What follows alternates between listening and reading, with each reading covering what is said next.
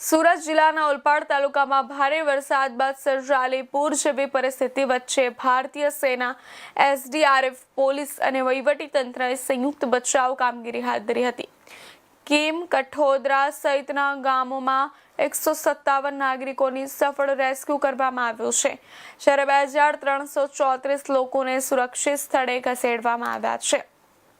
જણાવી દઈએ, સમગ્ર ગુજરાતમાં વરસાદને તોફાની બેટિંગ કરી હતી, ત્યારે ઓલપાડમાં પણ આર્મી, એસડીઆરએફનું મેગા રેસ્ક્યુ, જેના કારણે વરસાદના કારણે ખૂબ જ ઘણા શહેરોમાં જેમ કે સુરતના ઓલપાડમાં પણ ખૂબ જ લોકો અસરગ્રસ્ત વિસ્તારો થયા છે, જેમાં પાણી ભરાઈ જતા ખૂબ જ લોકોને હાલાકીનો સામનો કરવો પડ્યો હતો। ત્યારે સુરત જિલ્લાના ઓલપાડ તાલુકામાં ભારે વરસાદ બાદ સર્જાયેલી પૂર જેવી પરિસ્થિતિ વચ્ચે ભારતીય સેના, એસડીઆરએફ, પોલીસ અને વહીવટીતંત્રએ સંયુક્ત બચાવ કામગીરી હાથ ધરી હતી। કીમ, કઠોદરા સહિતના ગામોમાં 157 નાગરિકોનું સફળ રેસ્ક્યુ કરવામાં આવ્યું છે, જ્યારે 2334 લોકોને સુરક્ષિત સ્થળે ખસેડવામાં આવ્યા છે। ઓલપાડમાં આર્મી, એસડીઆરએફનું મેગા રેસ્ક્યુ ઓપરેશન, 157 નાગરિકોનું સફળ બચાવ કરવામાં આવ્યો। છેલ્લા 2 દિવસથી ભારે વરસાદને લઈને સુરત જિલ્લા જળબંબાકારની સ્થિતિમાં સર્જાઈ ગયો હોય તેવા દ્રશ્યો પણ સામે આવી રહ્યા છે। ત્યારે વાત કરવામાં આવે મંગરોળ ઉમરપાડામાં પડેલા ભારે વરસાદને લઈને અને ઓલપાડ તાલુકામાં પડેલા વરસાદને લઈને જળબંબાકારની સ્થિતિ જોઈ છે। ત્યારે મંગરોળ અને ઉમરપાડામાં પડેલા વરસાદ કીમ નદીમાં પાણીનો જળસ્તર વધતા કીમ નદીની આજુબાજુના જે વિસ્તારો છે, નીચાણવાળા વિસ્તારો છે, એ વિસ્તારોમાં પાણીમાં ગરકાવ થઈ ગયો હોય તેવા દ્રશ્યો પણ જોઈ શકો છો તમે।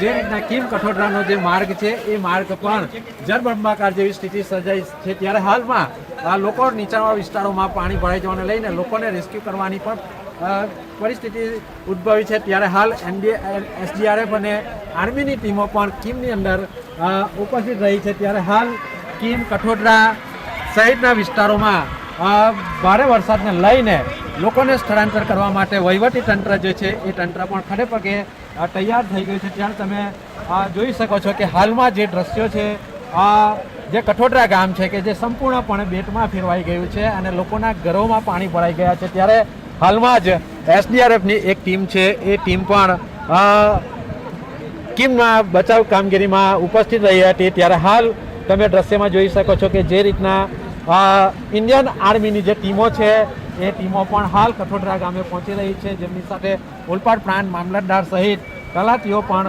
કઠોદરા ગામે જઈ રહ્યા છે, જ્યાં લોકો જે ફસાઈ ગયા છે એનું રેસ્ક્યુ પણ કરવામાં આવશે અને ત્યારબાદ ત્યાંના જે લોકો 2 દિવસથી જે ફસાઈ ગયા છે તો એ લોકોને માટે ભોજન પાણીની વ્યવસ્થા કરવા માટે પણ ઇન્ડિયન આર્મીની જે ટીમ છે એ ટીમ પણ જે છે આ દ્રશ્યમાં તમે જોઈ શકો છો કે જે બચાવ કામગીરીમાં જોડાઈ ગઈ છે। ત્યારે હાલમાં જ તમને બીજા દ્રશ્યો જે છે જોડે કીમ નદી જે છે, કીમ નદી રૌદ્ર સ્વરૂપ ધારણ કર્યું હોય તેમ જ્યાં જો ત્યાં પાણી છે। આજુબાજુના કેટલાય વિસ્તારોમાં પાણી ભરાઈ ગયા છે, જેને લઈને આ નદીઓ જાણે વહેતી હોય તેવા દ્રશ્યો પણ સામે આવી રહ્યા છે। ત્યારે હજુ પણ હવામાન વિભાગ દ્વારા ભારે વરસાદની આગાહી કરવામાં આવી રહી છે। ત્યારે હાલ જે છે એ કીમ નદી ઉફાન પર છે અને જેને લઈને નીચાણવાળા વિસ્તારોમાં પાણી ભરાઈ ગયા છે।